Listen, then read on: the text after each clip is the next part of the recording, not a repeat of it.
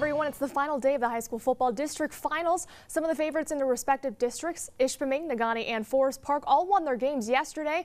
As for 10-0 Menominee, the Maroons had an easy win last week and met Grayling for a Division V high school football district title at Walton Blesh Stadium. Manager Bob Anderson leads his Maroons out onto the field. They're looking for more in the postseason. Both teams struggled for the first 8 or 9 minutes. Ryan Franker shows why he's the UP Large School Defensive Player of the Year. Nice defensive stop there by number 41. Later in the quarter, it's Justin Berlinski.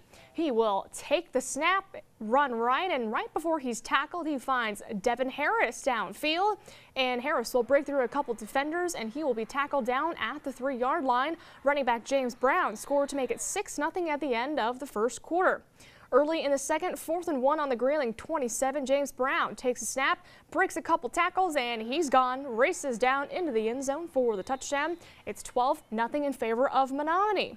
A couple series later, Berlinski looking back to pass finds Devin Harris once again. Look at this grab. Wrestles that away from the defender, but he's not done. Races down for the 70-yard touchdown. It's 19-0 Maroons with just 2 minutes and 9 seconds left in the half. 3 turnovers occurred in the next minute or so. Number 12, Nathan Marson wrestles this fumble away to put Menominee back in business. Berlinski will then take control, scampers 10 yards into the end zone for the score. Menominee wins 47-14 in the district final. Menominee hosts Standish Sterling Central next weekend in the D5 regional final. In some more scores, Sault Ste. Marie loses 42-27 to Mount Pleasant in Division 3, and in Division 7, it's going to be Lake City winning 56-14 over Lincoln Alcona. They will visit Ishpeming in the regional final next weekend. In some GLIAC football scores, tough night for NMU. They lose 52-17 to Saginaw Valley. Saginaw Valley scored 45 points in the second and third quarters to put the Wildcats away. They dropped to 3-6 on the season. Thriller for Tech and Hillsdale. This one went into double overtime. Tyler Scarlett took command of the offense, scoring twice after regulation. It's their first win in Hillsdale since 1999. And in some more scores, Ferris State wins 42-10 over Northwood. They will face NMU to wrap up the regular season, while Tech faces Wayne State. They lose 34-20 over Grand Valley State. And some more scores in volleyball, NMU loses 3-1 to Northwood, while Michigan Tech does the same to Hillsdale. And in some college hoops, NMU loses to Wisconsin Green Bay 71-49. The Michigan Tech hockey team looking for the 3rd win of the season as they hosted Michigan State. Let's get right to the highlights.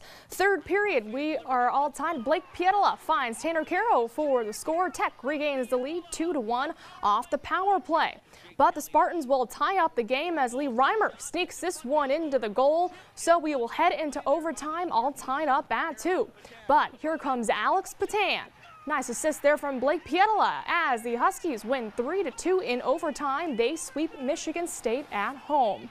In some more hockey scores, NMU wins 5-4 over Western Michigan. They were down 3-1 at one point. Stefan Vijay and Eric Higby both added 2 goals apiece. And Alaska wins 3-2 over Lake Superior State in overtime. Bemidji State would lose to Ferris State 5-3 in some hockey. And in college hockey, it's going to be Wisconsin Superior. They win 3-2 over Finlandia. They're riding an 18-game win streak as they play their second home game against the revenge-minded Central Wisconsin Saints.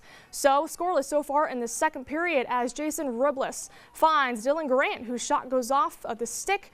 That's the first goal of the game. Central Wisconsin leads 1-0. Moments later, it's Robelis on the breakaway. Nate Eminger gets a nice save, but the Saints weren't done just yet. It will be Grant once again. Great day for this young man. He gets the slap shot to go. Second goal of the game so far. But when our cameras weren't there in the third period, the Royals didn't give up and scored 5 goals. They go on to win 5-3 over Central Wisconsin. The win streak is now up to 19 games. Let's visit our website, uppermichigansource.com.